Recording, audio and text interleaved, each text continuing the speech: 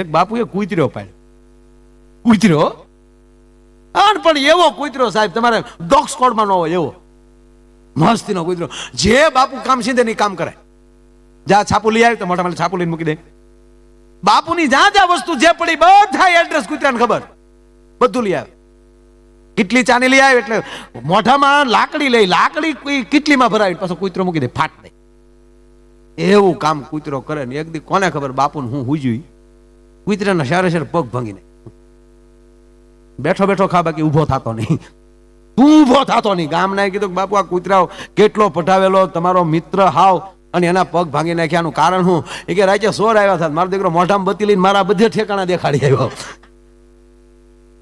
આ પઠાવામાં ધ્યાન રાખવું પાછું, એને ખબર ન પડે કે આપને તો ઓલા સેવકો આવતા હતા એને દેખાડતો કૂતરો બધું કે આ બાપુનો રેડિયો છે ને આ બાપુનું ફલાણું છે ને. ત્યાં રાચે સોર આવ્યા તને એમ છું કૂતરાને કે આ તો મોટા જ ભગત હોય ને, મોઢામાં બત્તી લઈને ગયો.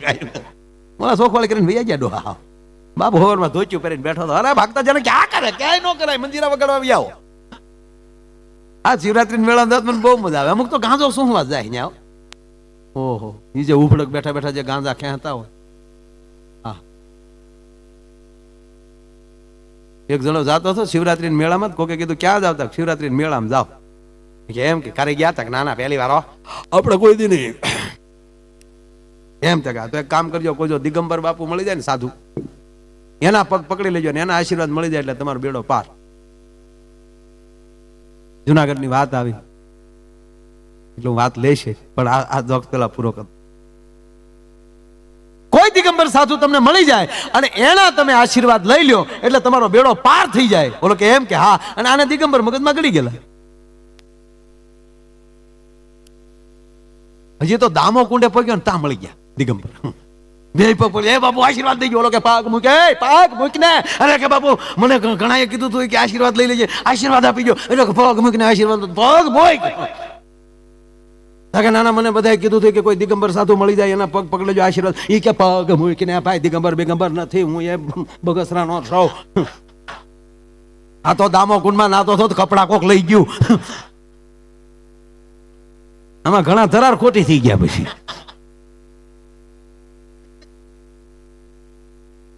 આશીર્વાદ મળે છે વાત ફાઇનલ છે. કાલ હવાનો જુનાણાનો દાખલો તમે લઈ લો.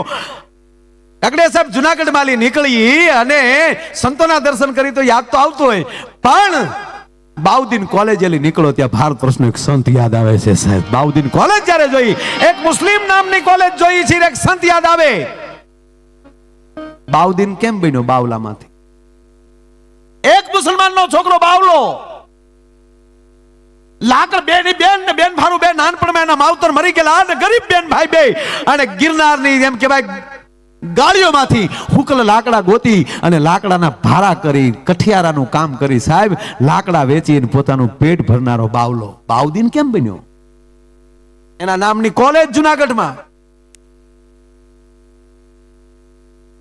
આ આશીર્વાદ.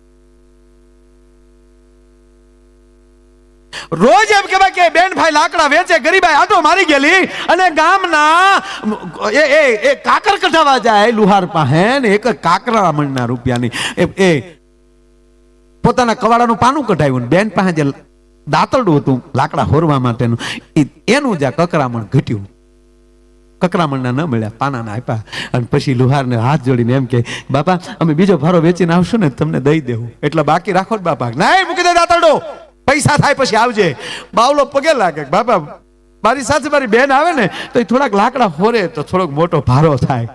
ઠીક છે લઈ જા, દઈ જાજે યાદ કરીને કે દઈ જાય બાપા. બાવલો જાલી નીકળી જાય અને સાહેબ લાકડાનો ભારો લઈ અને એમ કહેવાય કે જાય છે બરોબર હાથનો બીજો ભારો લઈ અને થોડુંક મોડું થાય છે. આવે બરોબર ઠંડીનું ટાણું ટાઈટ ટુ ટાઈટ વળી ગયેલી અને એમ પડેલો. અને એવે ટાણે સ્વામી ગુણાતીતાનંદજી થોડાક સેવકોની સાથે જયારે એમ કહેવાય કે સ્નાન કરી દામો કુંડે બેઠા છે અને ટાઈટ વળી ગઈ, શરીર પડ્યું ટાઢું પડવા. સ્વામી ગુણાતીતાનંદજી આવી એનું શું શરીર ટાઢું પડે, પણ કઈક ઘટના ઘટાવી છે ને. જાનકીનું હરણ કોણ કરી શકે, પણ ઘટના ઘટવી છે. એક એક ભારત વર્ષનો સાધુડો જેના મોઢામાંથી શબ્દ નીકળે સત્ય થાય એને ઠંડી કેમ વળે? પણ કઈક ઘટના ઘટવી હશે. સાથે જે હતા સંતો એ દોડધામ કરે છે, ત્યાંથી અગ્નિ લાવો, ત્યાંથી લાકડા લાવો, પણ ફૂકલ લાકડા આજુબાજુ ક્યાં હતા નહીં. એમ કહેવાય બાવદીન ને બેનભાઈ ને ન્યાલી નીકળવું. અને એક સંતોને દોડધામ કરતા જોયા ત્યારે બાવલો પૂછે છે કે બાપા શું દોડો છો? કે અમારા ગુરુજીને ટાઈટ વળી ગઈ છે. લાકડાનો ભારો હેઠો નાખ્યો, કવાડાથી થોડાક લાકડા કાપ્યા, ટુકડા કર્યા અને સાહેબ અગ્નિ પેટાયો. અને ધીરે ધીરે ધીરે ધીરે સ્વામી ગુણાતીતાનંદ એમ કહેવાય કે આંખ ખોલી અને આમ જોયું. તે અગ્નિ કર્યું. જી સ્વામી, જય સ્વામિનારાયણ બેટા, જય સ્વામી. બસ આ બોલી ગયું માણસ. બાવદેન, જી સ્વામીજી, આ માથેલી જે ઝડપથી તે ભારાનો ઘા કર્યો ને, આજ ભારત વર્ષનો સાધુડો એમ કે છે કે આજ પછી તારે માથા ઉપર ભારો નહીં લેવો પડે છે. જે ભાવથી જે ભારા, એક વિચાર કરી લ્યો કે એક ભારા વેચનારો મુસલમાનનો દીકરો ધર્મને હિમાડા હોતા જ નથી સાહેબ. બોલ્ડર ન હોય. 18 વર્ષનો સાધુ બાપ છે. ગુરુ તારો પાર ન પાયો, હે પૃથ્વીના માલિક નહીં, પૃથ્વીના માલિક. શબ્દમાં ધ્યાન આપજો. એ પૃથ્વીનો માલિક નથી, પૃથ્વીનો માલિક છે. પૃથ્વી કહેતા ધરતી થાય અને પૃથ્વી કહેતા બ્રહ્માંડ થાય. આકાશનો પણ, પૃથ્વી તો ખાલી એટલા પૂરતું થાય, પણ આ તો આખા બ્રહ્માંડનો પૃથ્વીનો માલિક છે સદગુરુ આપણો. એવો સાધુ સ્વામી ગુણાત ઈ મહાપુરુષ એમ કહેવાય. કીધું બાવદીન, આજથી બેટા બાવલા માલી બાવદીન થઈ ગયો તું, કારણ કે સંતે બાવદીન કીધો.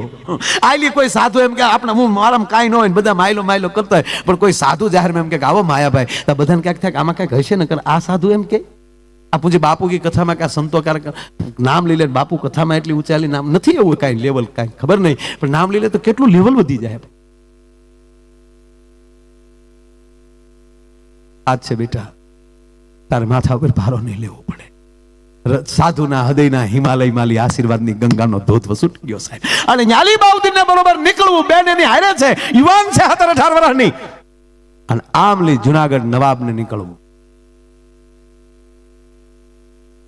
નવાબે ઘણા સાડા કરી લીધા હતા. છેલ્લે હવેલી દઈ દેવી પડી સ્વામીને. અમે આ મન નહોતી ખબર યાર, અમે બધું કરીએ કે આ ઘટના ઘટી ચૂકેલી.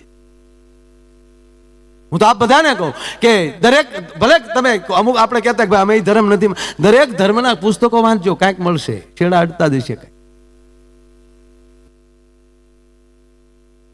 એનું પેલી બહુ લાભ થાય.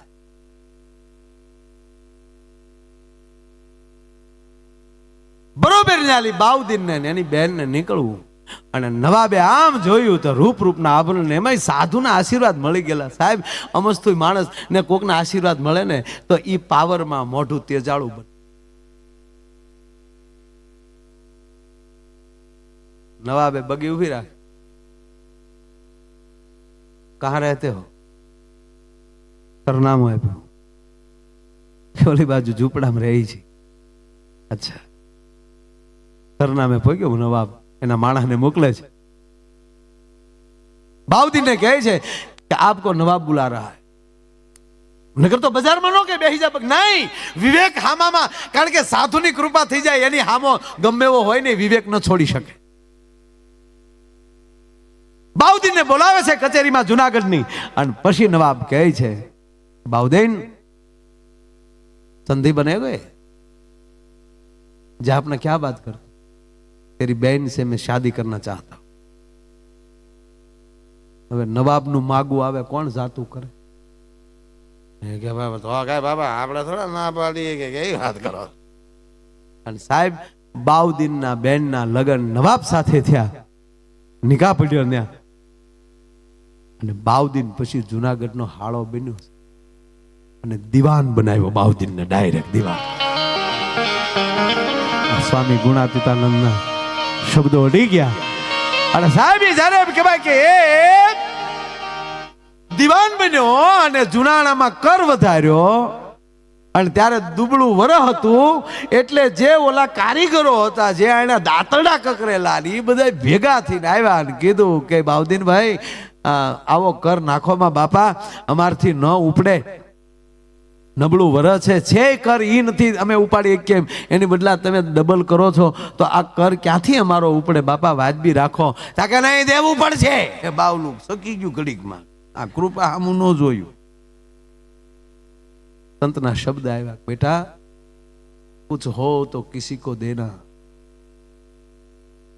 ત્યારે યાદ ઠેકાણે લાવવા માટે જેના દાંતરડાના